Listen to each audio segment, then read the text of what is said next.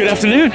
Welcome to Italy and welcome to the launch of the all-new Ferrari Portofino. Very excited to bring this content to you. When this car launched at Frankfurt, I couldn't get over the massive aesthetic change over the Ferrari California. As soon as I saw it and I heard about the engine upgrades, I was really excited to drive it. That event was in September. It seems like it was only 5 minutes ago, and now we're here and I'm going to immerse you firsthand in what it's like to drive the all-new Ferrari Portofino. So let's have a quick look around the other specs and cars which are here, and then hop in our own car and immerse you in this brand new retractable hardtop. Let's hit it.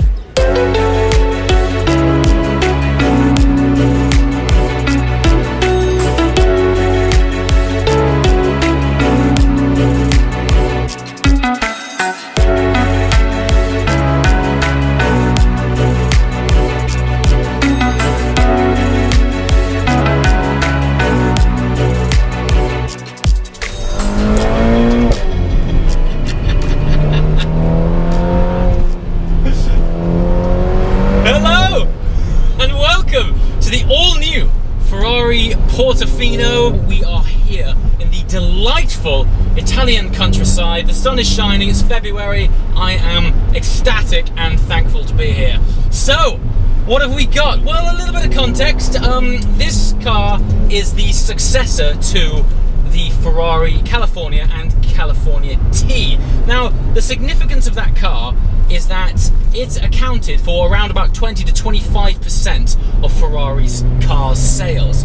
So despite what you think of the California, it is actually a really significant car for Ferrari as a brand. Now, let's not beat around the bush. The California has always been the softer car from the Ferrari lineup, especially when it launched. It had the 458 Italia and Ferrari F12 as its brothers, and they are a hell of a lineup to look up to. But things have changed. The world has moved on. Ferrari as a brand is going quite strongly turbocharged, particularly with its 488 GTB, and this is following suit. Now, what's interesting is this is an evolution of the engine that is in the Ferrari California T. That car, when I first drove it, it was just a bit of a non-event. For me, it wasn't a particular... It didn't give me the Ferrari fizz that I typically associate with being in this brand. I think when you approach these cars, the mere mention of the word Ferrari sort of draws up these connotations which have been founded in history based on passion, performance, soul, just almost tangible energy of what these cars will feed back to its driver. And while the original California had a naturally aspirated V8 engine, and it kind of made up for its softer GT traits by having audible delight, the California T for me fell short and basically was a lovely Grand Tourer, but lacked the sort of sparkle that I typically expect out of a prancing horse.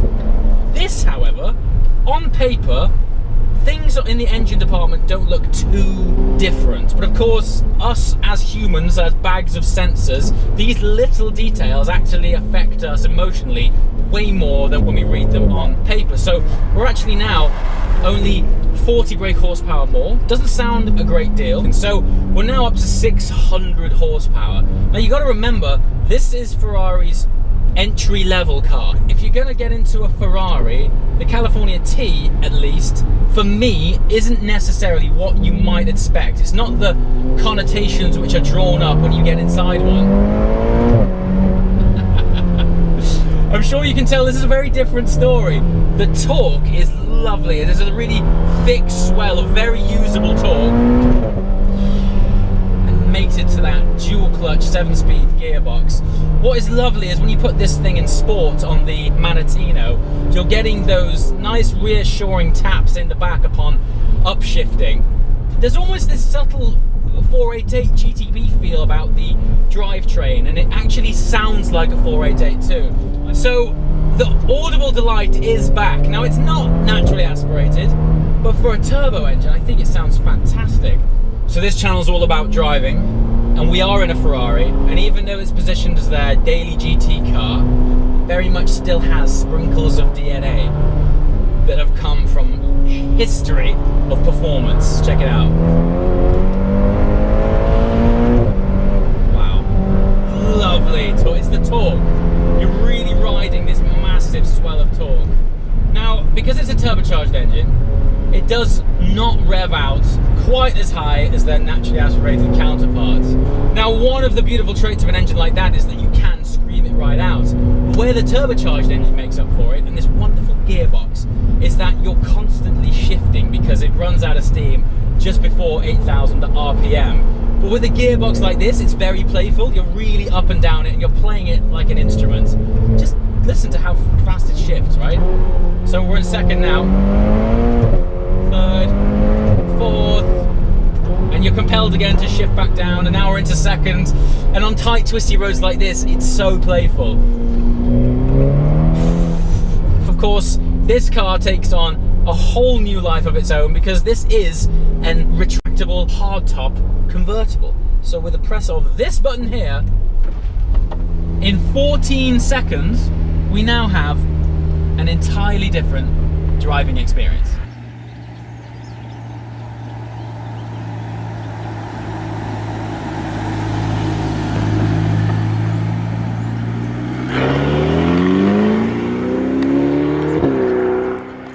And then you're in a whole new world.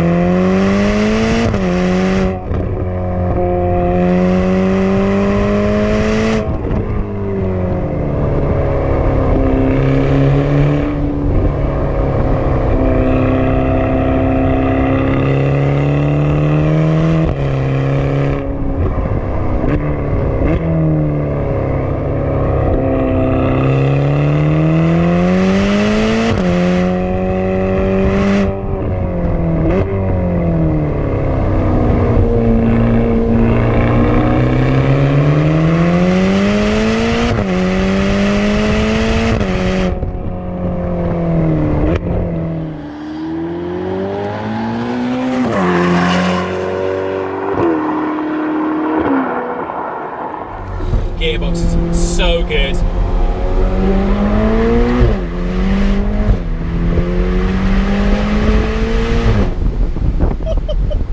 So there's something interesting. Earlier on I was talking about the amount of torque that this car has. Ferrari have implemented a system which basically manages the torque in each gear you're in. So you don't have 100% of torque available all of the time. And that at first might sound like you're being shortchanged, but in actual fact, it allows you to get the most traction possible because it optimizes the amount of torque in first, second, third gear to apply the most amount of traction to the floor. If this thing gave you all of the torque it's got, you just spin up the wheels. So you've always got a lovely amount of traction, even though by the ECU, you're not necessarily using as much torque as there is available. Very trick, you wouldn't know it was there, but when you feel that swell of torque, you're really thankful for it. Funnily enough, the road surface we're on right now, particularly slippy, and it just puts that traction down in. It's gorgeous. So the biggest takeaway for me, first of all, the difference, the changes in this car over the Cali T is so much bigger than I expected. I'll say it straight, I just wasn't a fan. The California T for me just really missed the mark in terms of, look, it was a very good car, but for me it didn't represent what the badge stands for me. This car, very similar engine, but whatever magic dust they've sprinkled on it back at Maranello has worked wonders.